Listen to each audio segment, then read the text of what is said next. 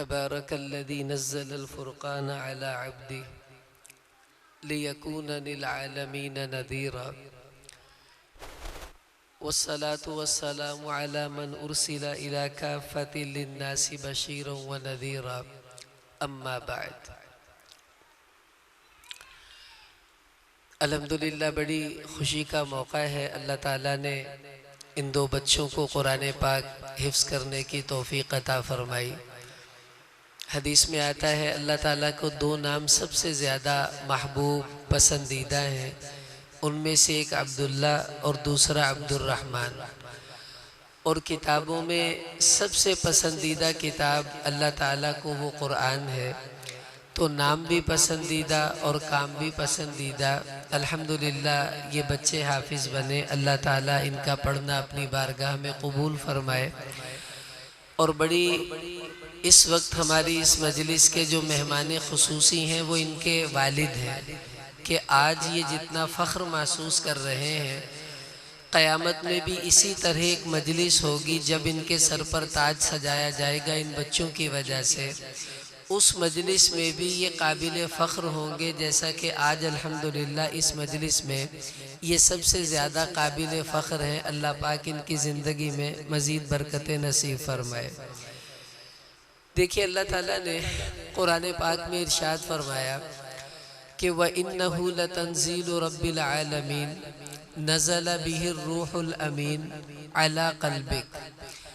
اللہ تعالیٰ فرما رہے یہ قرآن اللہ نے اتارا ہے، جبریل لے کر آئے ہیں اور اترا حضرت محمد صلی اللہ علیہ وسلم کے دل پر ہے۔ یہ موٹا موٹا خلاصہ اللہ پاک نے قرآن کے نزول کا بتلا دیا۔ دیکھیں یہاں بہت باتیں سمجھنے کی ہیں۔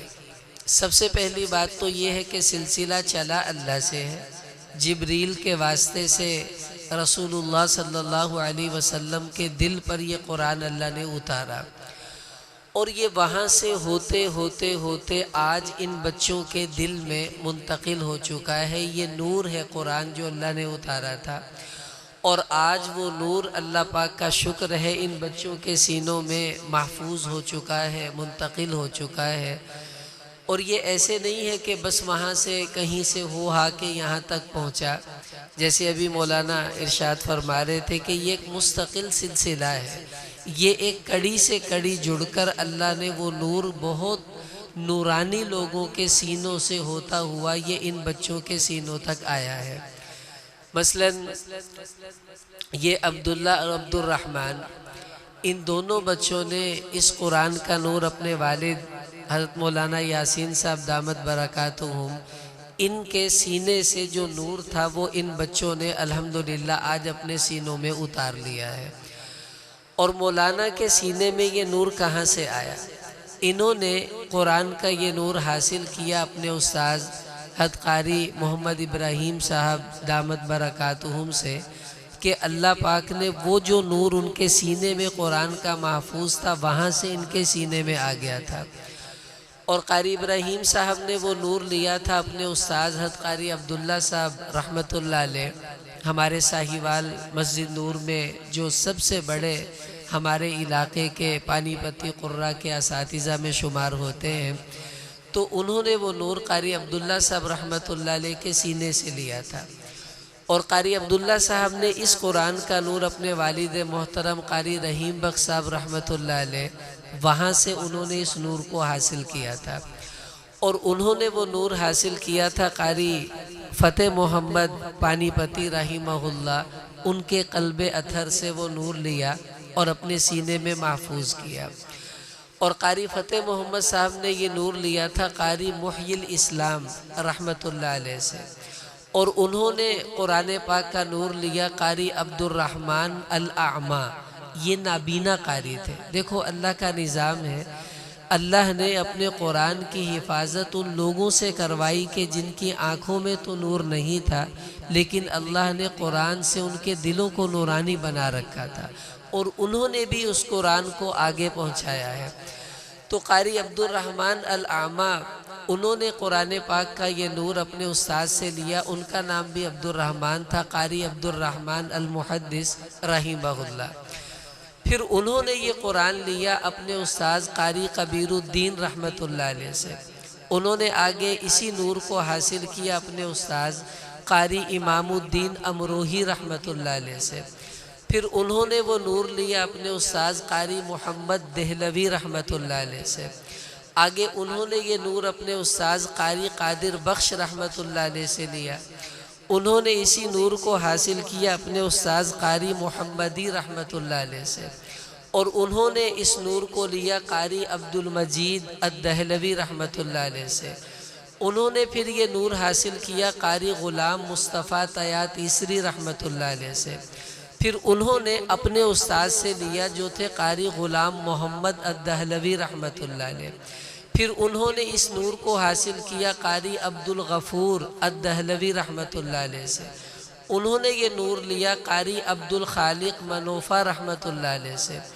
انہوں نے یہ نور لیا قاری شمس الدین الاعمیٰ، یہ بھی نابینا قاری ہے، دیکھو دو نابینا آگئے سند میں، تو یہ نابینا تھے قاری شمس الدین رحمۃ اللہ علیہ، تو انہوں نے ان سے قرآن پاک کے نور کو حاصل کیا، پھر قاری شمس الدین رحمہ اللہ نے قرآن کا نور لیا قاری عبد الرحمن رحمۃ اللہ علیہ سے، انہوں نے اس قرآن کو حاصل کیا اپنے استاذ قاری شہاب الدین سنباتی رحمۃ اللہ علیہ سے، پھر انہوں نے اپنے استاذ شیخ شہازہ یمنی رحمۃ اللہ علیہ سے اس قرآن کے نور کو لیا، پھر انہوں نے اپنے استاذ ابو نصر طبلاوی رحمۃ اللہ علیہ سے یہ نور لیا، انہوں نے اپنے استاذ قاضی زکریہ انصاری رحمۃ اللہ علیہ سے قرآن کے نور کو حاصل کیا، انہوں نے اپنے استاذ رضوان الدین ابو نعیم رحمۃ اللہ علیہ ان کے سینے سے قرآن کا یہ نور حاصل کیا، پھر انہوں نے اپنے استاذ برہان الدین قلقیلی رحمۃ اللہ علیہ سے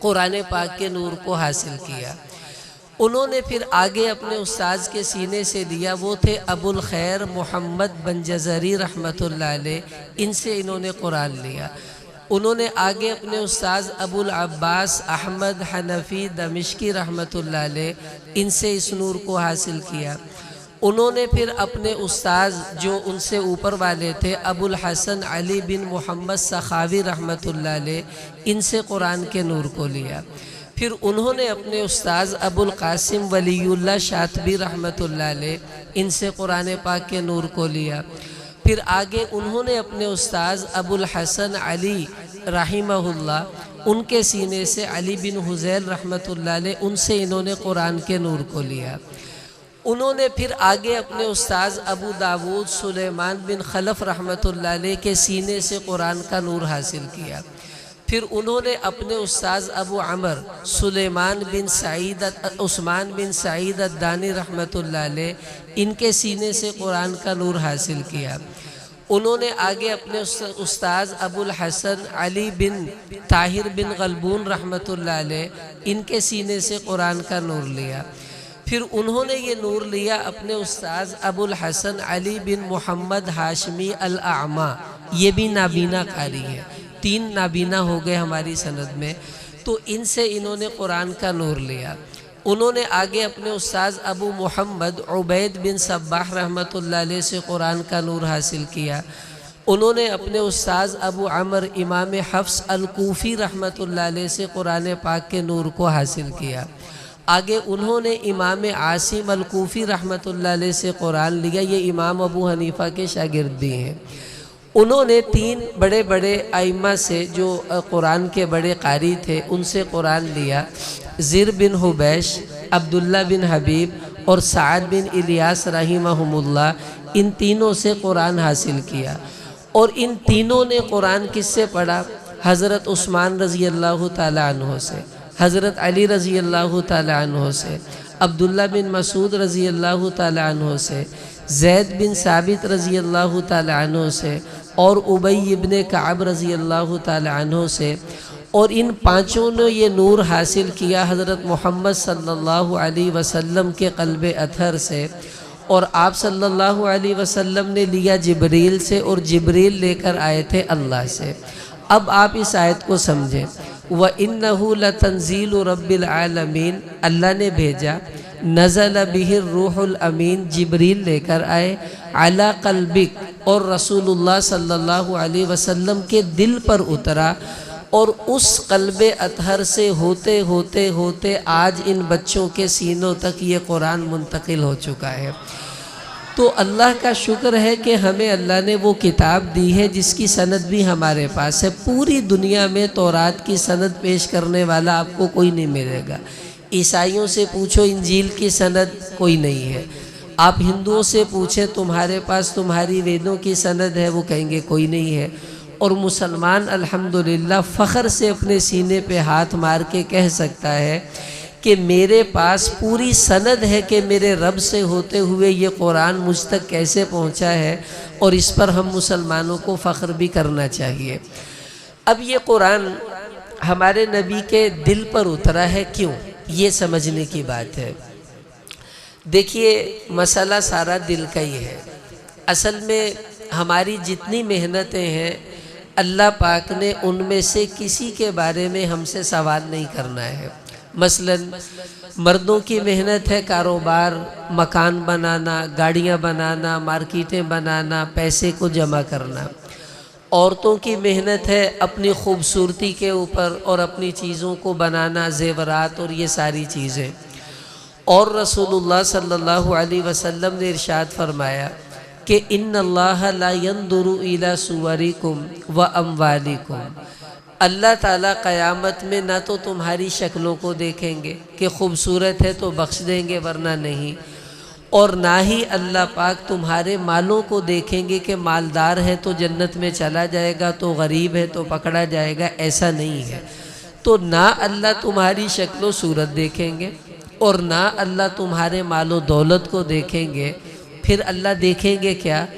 فرمایا وَلَٰكِن يَنظُرُ إِلَىٰ قُلُوبِكُمْ، اللہ پاک نے صرف تمہارے دلوں کو دیکھنا ہے۔ تو قرآن اللہ نے دل پر اس لیے اتارا کہ ہمیں پیغام مل رہا ہے کہ اس قرآن کو دل پر اتارا ہے اس لیے کہ تمہارا دل ہی تو اللہ پاک کی توجہ کا مرکز ہے، اور اللہ نے اسی کو دیکھنا ہے۔ آپ صلی اللہ علیہ وسلم نے ارشاد فرمایا کہ ان فی الجسد لمضغہ، کہ آدمی کے بدن میں گوشت کا ایک ایسا ٹکڑا ہے، اذا صلحت صلح سائر عملی، اگر وہ گوشت کا ٹکڑا صحیح ہے تو اس کا پورا بدن کے اعمال صحیح ہوں گے، اور اگر وہ گوشت کا ٹکڑا صحیح نہیں ہے تو آدمی کے پورے بدن کے اعمال غلط ہو جائیں گے۔ آپ یوں سمجھ لیں کہ وہ جو گوشت کا ٹکڑا ہے وہ سٹیرنگ کی طرح سے ہے۔ جیسے گاڑی کا سٹیرنگ دائیں موڑے تو پوری گاڑی دائیں طرف مڑ جاتی ہے، وہ بائیں مڑے تو پوری گاڑی بائیں طرف مڑ جاتی ہے۔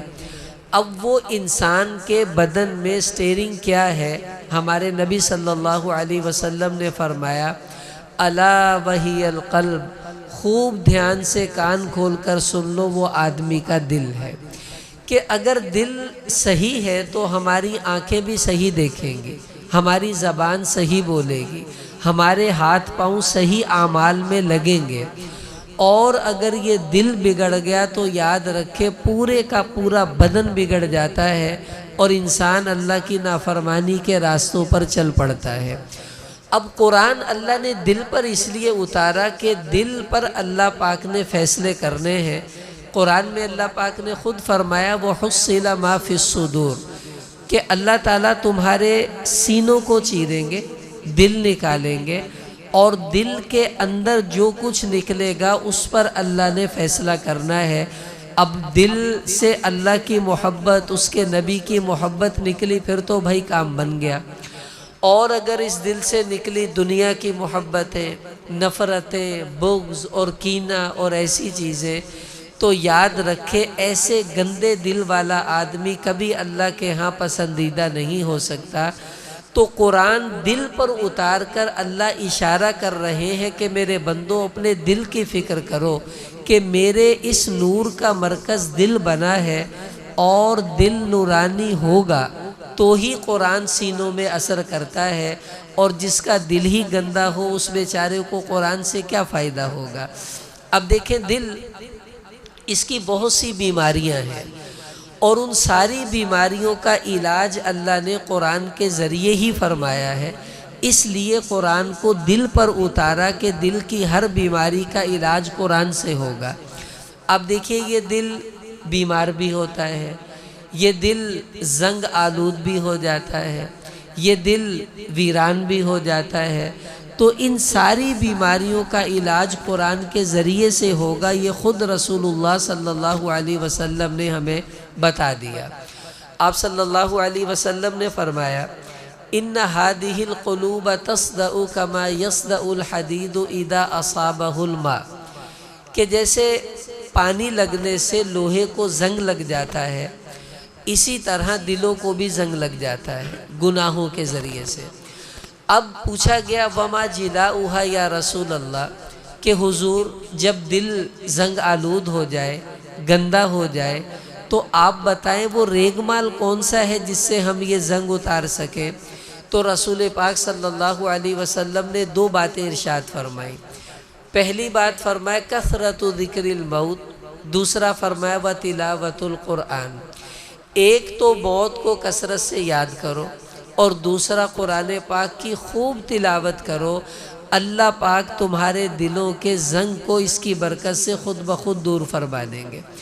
اب دیکھیں جب لوہے پر زنگ لگا ہونا، آپ اس پر پینٹ کرتے ہیں تو وہ پینٹ جمتا نہیں ہے، خود بخود اتر جاتا ہے۔ بالکل اسی طرح جب دل پر زنگ لگا ہو تو جتنا مرضی آدمی نورانی بیانات سن لے، وہ آدمی کے دل پر اثر نہیں کرتے، زنگ لگنے کی وجہ سے وہ اتر جاتے ہیں تھوڑی دیر کے بعد۔ تو دل کا زنگ اتارنے کے لیے آپ روزانہ قرآن پڑھیں، اتنا قرآن پڑھیں، اتنا قرآن پڑھیں کہ یہ زنگ اتر کر جب دل بالکل صاف ہو جائے گا، پھر تھوڑی سی بات سنتے ہی آدمی کو عمل کا شوق خود بخود دل میں پیدا ہو جاتا ہے۔ یہ اللہ کی توفیق صاف دل والوں کو ہی ملا کرتی ہے۔ اب آپ دیکھیے جنہوں نے اپنے دلوں کو نورانی بنانا تھا، اپنے دل کے زنگ کو اتارنا تھا، انہوں نے روزانہ اتنی محنت سے قرآن پڑھا ہے، اتنا پڑھا ہے کہ اللہ نے ان کے دل کے زنگوں کو اتار کے رکھ دیا۔ اب ہم سوچیں نا، ہم روزانہ اپنا منہ صاف کرتے ہیں، دانت صاف کرتے ہیں، کپڑے صاف پہنتے ہیں، گاڑی روزانہ صاف کرتے ہیں، تو بھائی کبھی دل کی صفائی کے بارے میں بھی تو سوچنا چاہیے نا، اس کا زنگ ہم کب اتاریں گے؟ امام ابو بکر بن عیاش رحمۃ اللہ علیہ یہ صحاح ستہ کے بہت بڑے اہم راوی ہیں۔ امام بخاری رحمہ اللہ نے ان سے بہت سی روایتیں صحیح بخاری میں نقل کی۔ جب ان کا انتقال ہونے لگا تو ان کی ہمشیرہ ان کے پاس بیٹھی ہوئی تھی، تو وہ رونے لگی۔ انہوں نے اپنی بہن سے فرمایا کہ لیما تبکین، کیوں رو رہی ہو؟ وہ کہنے لگی اب کی علیک، آپ پر رو رہی ہوں، آپ کا انتقال ہوگا، آگے پتہ نہیں کیا معاملات بننے والے ہیں۔ تو فرمانے لگے کہ گھبرانے کی ضرورت نہیں ہے، الحمدللہ جس کمرے میں میری موت آ رہی ہے، میں نے اس کمرے میں 18,000 قرآن پاک مکمل کیے ہیں اپنی زندگی میں۔ 18,000 قرآن ایک کمرے میں جو پڑھتا ہوگا، آپ بتائیں اس کے دل پر زنگ کہاں ہوگا؟ ہمیں تو مہینوں گزر جاتے ہیں قرآن کھولے ہوئے، ایک سپارہ پڑھے ہوئے کتنی دیر ہو گئی یہ ہر آدمی اپنے آپ سے پوچھے، اور پھر آپ کہیں کہ جی بس پتہ نہیں مینوں تا عمل دی توفیق ہی نہیں ہوندی، بیان بڑے سنی دے پتہ نہیں دل ہی نہیں کردہ نیکی کرن نو۔ بھائی یہ زنگ اتارو قرآن پڑھ پڑھ کر، پھر دیکھو نیکی کیسے اثر کرتی ہے۔ تو قرآن اللہ نے دل پر اس لیے اتارا کہ دلوں پر جو زنگ لگتا ہے وہ قرآن کی برکت سے اللہ تعالیٰ اتارتے ہیں۔ آج سے نیت کر لیں کچھ نہ کچھ قرآن کی تلاوت روزانہ انشاءاللہ کیا کریں گے، اللہ پاک ہمارے دلوں کا زنگ بھی ضرور اتاریں گے۔ یہ دل کبھی کبھی ویران بھی ہو جاتا ہے۔ اب آپ دیکھیں جو ویران گھر ہوتے ہیں وہاں تو جاتے ہوئے بھی آدمی ڈرتا ہے کہ پتہ نہیں یہاں جنات نہ ہو، یہاں پر کوئی نقصان دہ چیز نہ ہو۔ ویران جگہوں پر تو بڑے بڑے بہادر بھی جانے سے گھبراتے ہیں۔ اور دل ویران کیسے ہوتا ہے؟ رسول پاک صلی اللہ علیہ وسلم نے فرمایا کہ ان الذی لیس فی جوفہ شیء من القرآن کالبیت الخرب، کہ وہ دل جس کے اندر قرآن پاک کا کوئی حصہ محفوظ نہیں ہے، اس کو قرآن کی صورتیں نہیں یاد، بالکل کورا بندہ ہے، اس کا دل تو ایسا ہے جیسا کہ ویران گھر ہوا کرتا ہے۔ اب آپ اپنے آپ سے پوچھیں آپ کو کتنا قرآن آتا ہے؟ کچھ ایسے ہوں گے ماشاءاللہ جو پورے قرآن کے حافظ ہیں، کسی نے سورہ یاسین یاد کی ہوگی، کسی نے 10 سورتیں یاد کی ہوں گی، اور کچھ ایسے بھی ہوں گے بیچارے جن کو صرف سورہ فاتحہ، انا اعطینaa، قل هو اللہ، یہی 2-4 آتی ہوں گی، اور کوئی ایسا نہ ہو جس بیچارے کو ایک بھی نہیں آتی۔ تو ہمارے نبی فرما رہے جس کے دل میں قرآن پاک محفوظ نہیں ہے نا، وہ تو ویران دل ہے، اور ویران جگہوں پر آپ بتائیں کتنی وحشت ہوتی ہے۔ اب یہ جو لوگ کہتے ہیں نا جی ٹینشن بہت ہے، دل میں گھبراہٹ سی رہتی ہے، عجیب بے چینی ہے، سمجھ نہیں آتی مجھے کیا ہوتا جا رہا ہے، آپ اپنے دل سے پوچھیں آپ کے دل میں کتنا قرآن محفوظ ہے۔ آپ آج قرآن یاد کرنا شروع دیں، اللہ تعالیٰ آپ کے دل کی ویرانی کو ایسے دور فرمائیں گے کہ آپ ایک دم حشاش بشاش ہو جائیں گے۔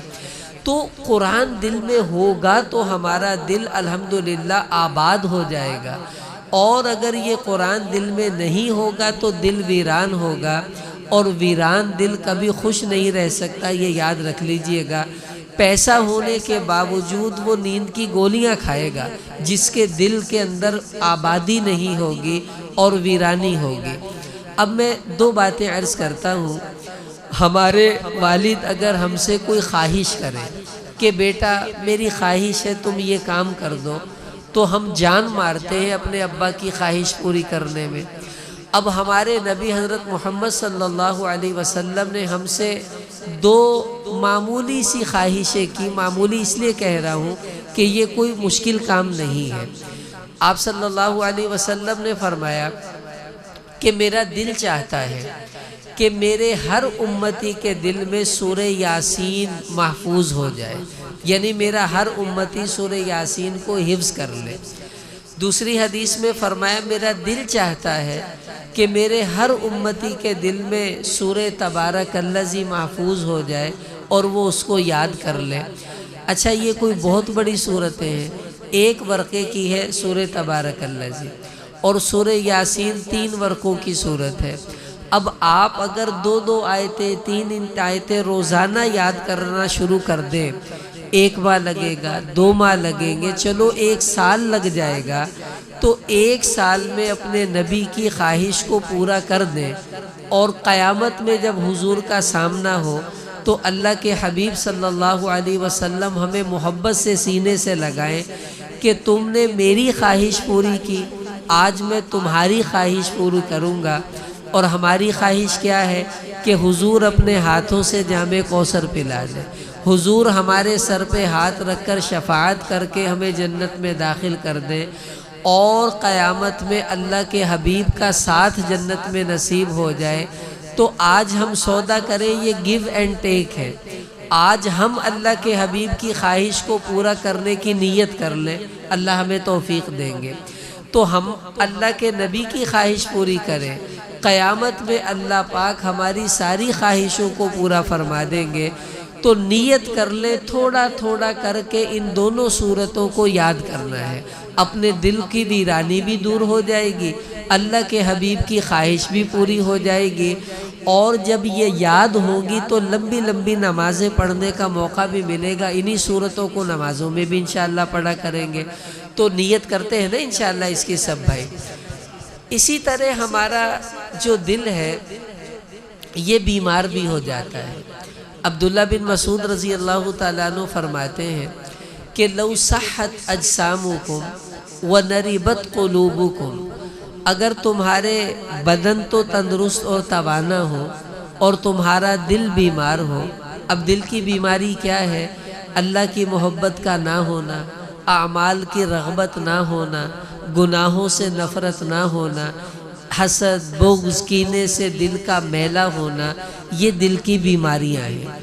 وہ فرماتے ہیں دیکھنے میں تو تم بڑے ہینڈسم اور باڈی بلڈر لگو، لیکن تمہارا دل بیمار ہو تو لَكُنْتُمْ أَهْوَنُ عَلَى اللَّهِ مِنَ الْجُعْلَانِ، تو یاد رکھنا تمہاری حیثیت اللہ کے ہاں گندگی کے کیڑے سے زیادہ نہیں ہے۔ بھلے دنیا میں تم بڑے معزز سمجھے جاؤ، بڑا تمہارا پروٹوکول ہو اور تم ویری امپورٹنٹ پرسنز میں شمار کیے جاؤ، اللہ کے ہاں تم گندگی کے کیڑے سے زیادہ نہیں اگر تمہارا دل بیمار ہے۔ اب جب دل بیمار ہوگا تو بندہ اللہ کی نگاہوں سے گر جاتا ہے اور اس کا مقام اللہ کے ہاں بالکل نیچے چلا جاتا ہے۔ اب کیسے دل صحیح ہوگا، کیسے مقام اونچا ہوگا؟ رسول اللہ صلی اللہ علیہ وسلم نے ارشاد فرمایا کہ ان اللہ یرفع بہذا الکتاب اقواما، اللہ تعالیٰ اس قرآن کے ذریعے سے لوگوں کو بڑی اونچائیاں عطا فرما دیتے ہیں۔ آپ قرآن سے جڑ جائیں، اللہ ہماری بیماریاں بھی دور کر دیں گے اور ہمیں بڑے بڑے بلند درجات جو ہیں وہ بھی عطا فرما دیں گے۔ تو قرآن ہمارے دلوں کی بیماریوں کو دور کرنے کا بہترین ذریعہ ہے۔ کبھی کبھی دل مر بھی جاتا ہے۔ اب آپ کہیں گے جی وہ تو ہارٹ اٹیک کی شکل ہے، نہیں، وہ جسمانی بیماری ہے۔ یہ روحانی موت ہوتی ہے، دل کا مر جانا۔ وہ کیسے ہے؟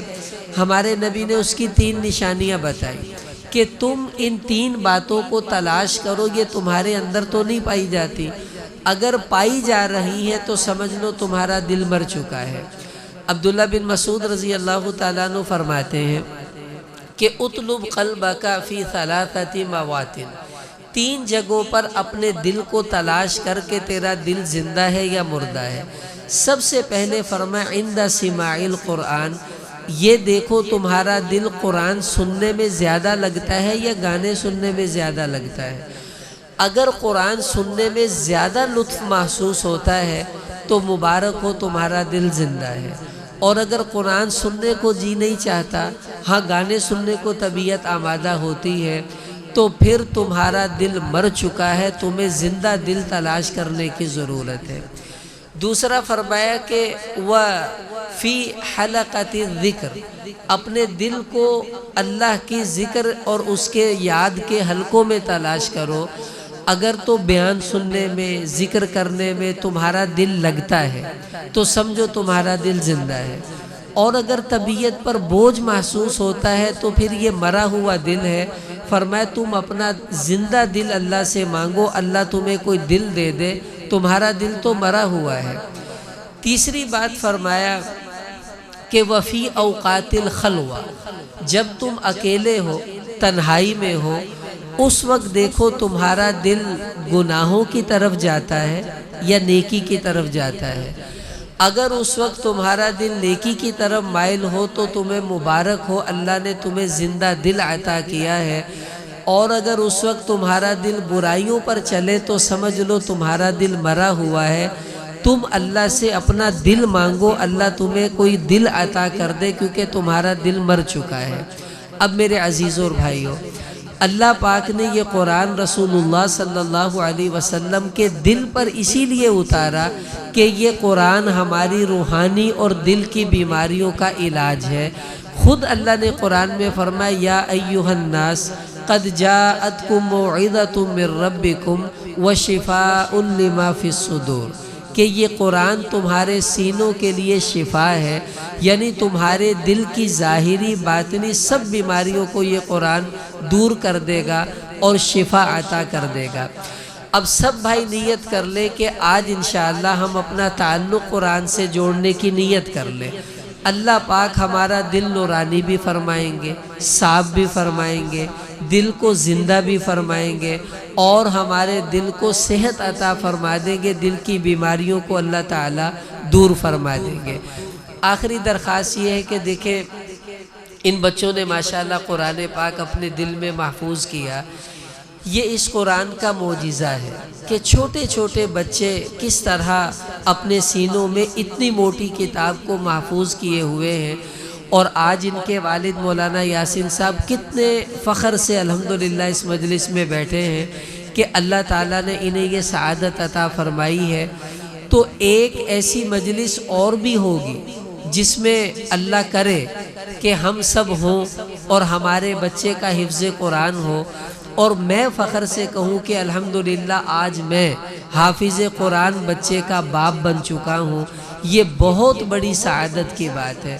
دیکھو ہم نیت کریں گے، اللہ پاک ہمیں اس کی توفیق عطا فرما دے گے۔ بس آدمی کے اندر کی نیت جو ہوتی ہے نا، یہ انسان کو بہت آگے لے جاتی ہے اور عملوں پر کھڑا کر دیتی ہے۔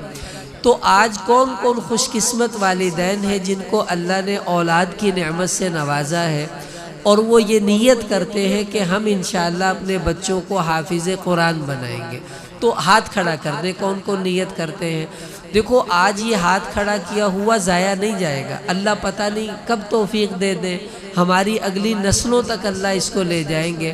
اللہ قبول فرمائے، انشاءاللہ اللہ وہ دن دکھائیں جب آپ بھی حافظ قرآن کے والد بنیں، اور اسی طرح کسی مجلس میں آپ کے بچے کی بھی دستار بندی ہوگی، اور اللہ تعالیٰ فخر سے آپ کو یہ سعادت بھی نصیب فرمائیں گے۔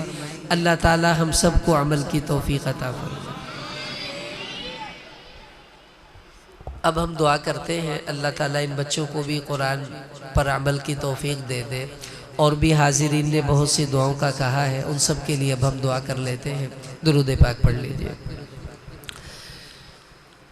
اللہم صلی علی سیدنا محمد النبی الامی وعلی آلہ وسلم تسلیما۔ ربنا آتنا فی الدنیا حسنة وفی الآخرة حسنة وقنا عذاب النار۔ اے اللہ، اے ہمارے پروردگار، ہم سب کے گناہوں کو معاف فرما دے۔ یا اللہ، یہ ختم قرآن کی مجلس ہے، اور تیرے حبیب نے سچی خبر دی ہے کہ عند ختمہ دعوت مستجابہ، کہ جب قرآن پاک ختم ہوتا ہے تو اس موقع پر جو دعا مانگی جاتی ہے تو سب دعاؤں کو قبول فرما لیتا ہے۔ اے اللہ، یہ ختم قرآن کی مجلس ہے، آج ہم تجھ سے اپنے سب سے بڑی حاجت، اپنے سب سے بڑا ہمارا مطالبہ، ہماری سب سے بڑی دعا وہ یہ ہے کہ تو ہمیں اپنی رضا عطا فرما دے، اپنی ناراضگی کو ہم سے دور فرما دے۔ اللہ، آج ہم یہ دعا مانگتے، ہماری اس دعا کو اپنی بارگاہ میں قبول فرما لے۔ اس قرآن پاک کی برکت سے ہم سب کو اپنی رضا نصیب فرما دے۔ اے ہمارے رب، ان بچوں نے قرآن پاک پڑھا، ان کا پڑھنا اپنی بارگاہ میں قبول فرما، اور اساتذہ نے جو محنت کی ان کی محنت بھی اپنی بارگاہ میں قبول فرما لے۔ اس قرآن پاک کا اجر رسول اللہ صلی اللہ علیہ وسلم اور تمام انبیاء کرام کو بطور ہدیہ کے پیش فرما دے۔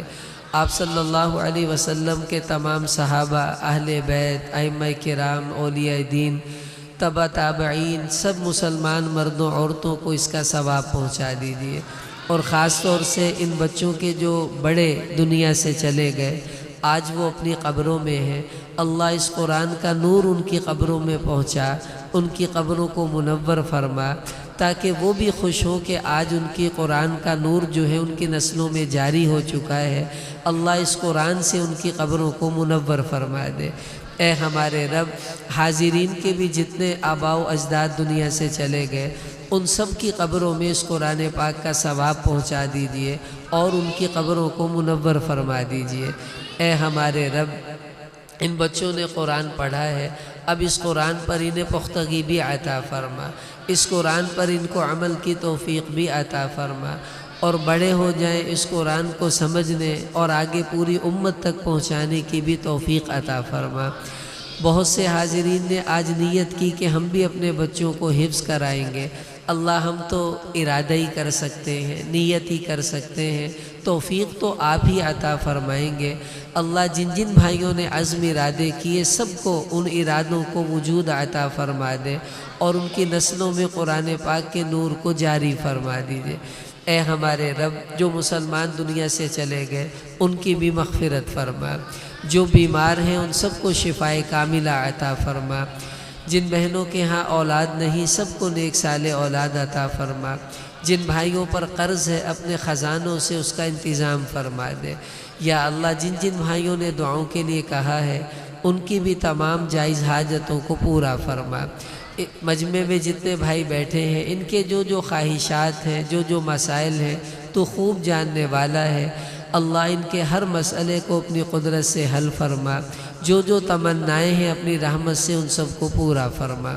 صلی اللہ علی النبی الامی الکریم، آمین آمین آمین برحمتک یا ارحم الراحمین۔